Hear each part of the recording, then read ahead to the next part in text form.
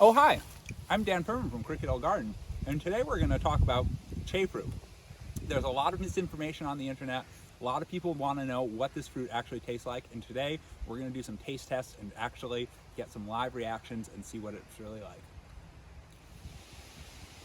Good afternoon, everyone. I think many people wonder, what the heck does a Che fruit taste like? Now, this is one of the really fantastic, unusual fruit trees that you can grow anywhere from maybe cold zone 5 all the way to zone 9. So basically most of the continental United States. You can see here, beautiful specimen, spotless foliage, really nice landscape tree. And it is covered now with these unusual brain-shaped fruit that are about the size of a $50. This is a mulberry relative. Really one of these fruits that I think a lot of people are very interested in, but very few people have tried. There is online, when you start to do some research, a little bit of mixed information about what actually does a Che fruit taste like. So what we're going to do this afternoon is have a taste test with reasonably unbiased tasters giving live reactions to their first ever Che fruit. So everyone, prepare to learn what a Che fruit actually tastes like. Okay, so Che, like many other members of the mulberry family or general mulberry relatives, are said to set parthenocopic fruit. That is, the female trees will set seedless fruit in the absence of a male pollinator. However, I have found in our cold zone 6 climate, relatively short growing season, the female trees never successfully ripened the female fruit. So what I've done with this tree, the main branches here that are all fruiting are the variety Norris. After several years of them dropping their fruit and never fully ripening, I grafted a couple male branches over onto this side.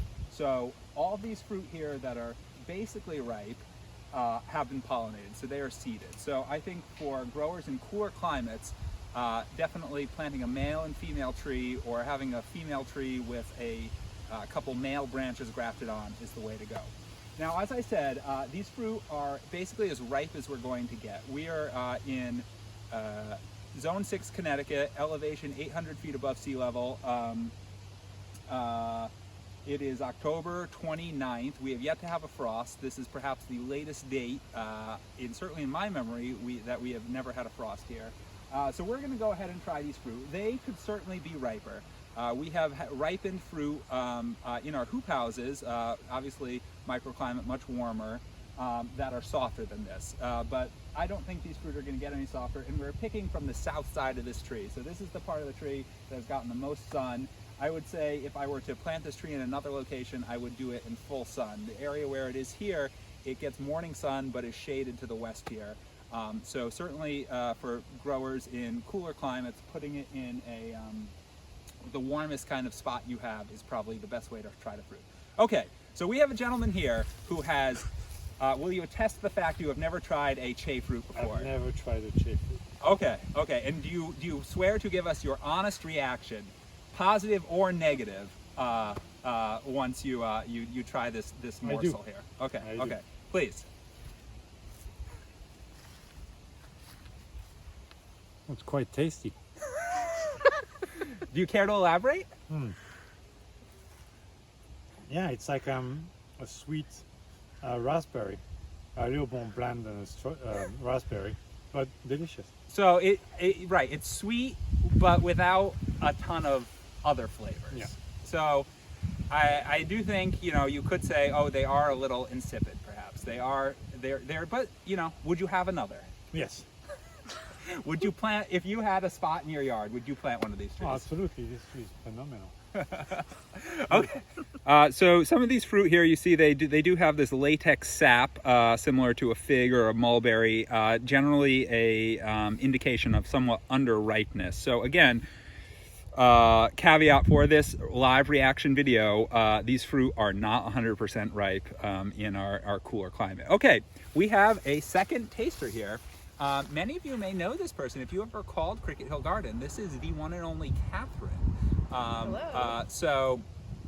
Obviously we are a plant nursery and we do sell these trees, but we are trying to make this video as unbiased as possible.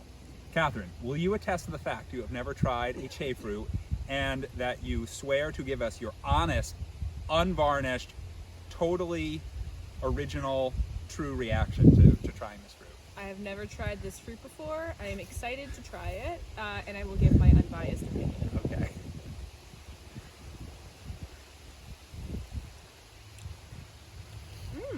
It sort of tastes like watermelon.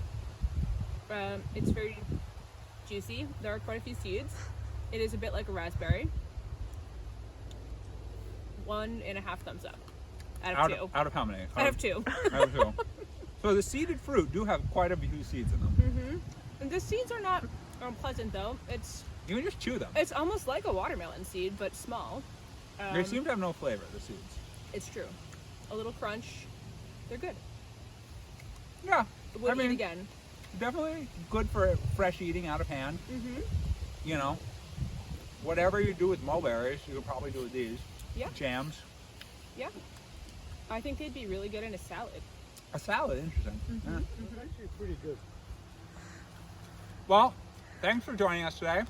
We'd love to know what you think of your Che fruit.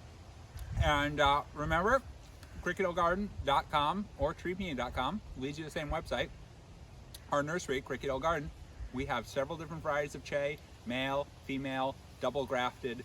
So if you have any questions about growing these, feel free to shoot us an email, info@crickethillgarden.com, or shop our website, give us a call, and we would love to talk Che's.